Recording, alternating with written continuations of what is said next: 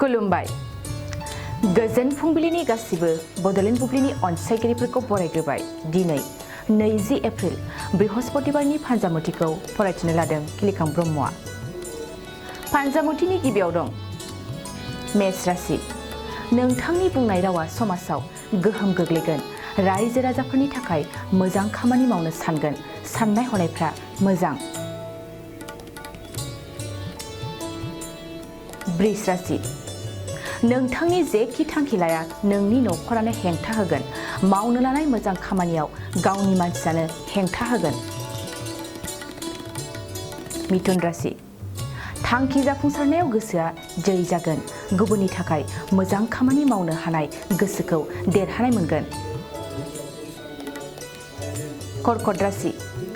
सोलोंथाइनि फारसे मोजां सान जायखिजाया आनजादावनो उथ्रिसारनो हागोन गोसोआव साननायफ्रा दाजाबदा जागोन सिंह राशि नोंथांनि थाखाय मोजां सम जानाय नङा नोंनि फारसे अराय सम सुथुरनि नोजोर थागोन मावनो लानाय खामानियाव हेंथा फैगोन कन्या राशि नखरनि जेंनाखौ लानानै दुखु जागोन बिमानि दुखुआव दुखु मोनफागोन दिनै गोसोखौ उदां मोननाय नङा तुला राशि बिसि फिसायनि गेजेराव सोमोन्दोआ साबसिन जागोन बिसिनि सुखुखौ नुनानै गोजोननाय मोनगोन संसारनि सुखु दुखुखौ फोरमायलायगोन वृश्चिक राशि नाजाथाबनानै मोजां फिथाइ मोनगोन गोसोआव थुलुंगानाया बांसिन जागोन खामानिफोरखौ थि समावनो मावफुंनो हागोन धनु राशि गोसोनि हास्थायनाया फैमाल जागोन फैमाल मिजिंखौ लानानै हारसिङै उन दाहा खालामगोन दुखुनिफ्राय बारग'नाय नङा मकर राशि गोसोआव मानोबा गिनाय फैगोन गिनाय मेवनाय गोसोजों जेरावबो आवगायनो हानाय नङा गोसोआव बायदिसिना साननाय फैगोन कुम्भ राशि गोसोआव सोरनिबा थुलुंगाजों साहस फैगोन साहस गोसोजों जाथावै खामानिखौबो मावफुंगोन साननायफ्रा दिदोम जागोन मीन राशि सांग्रां जा गारि मटर सालायनायाव हरखाब गोग्लैनो हागौ गुबुन जायगायाव दावबायनायनि सिगां गोबां सानग्रोनाया नोंथांनि मोजां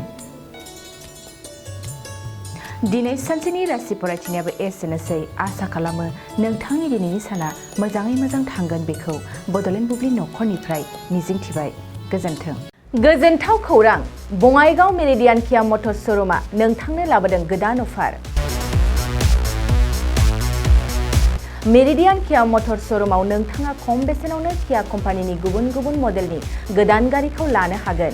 बेनि अनगायैबो मिथिनो गोनां बाथ्राया बेनोदि किया कम्पानिनि 2022 मडेलनि गारिखौ गासै 40,000 रां रेहायाव मोननो हागोन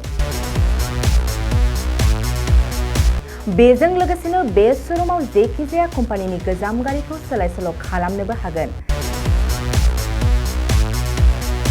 दासान्दि बे अफारा सोलिगासिनो दं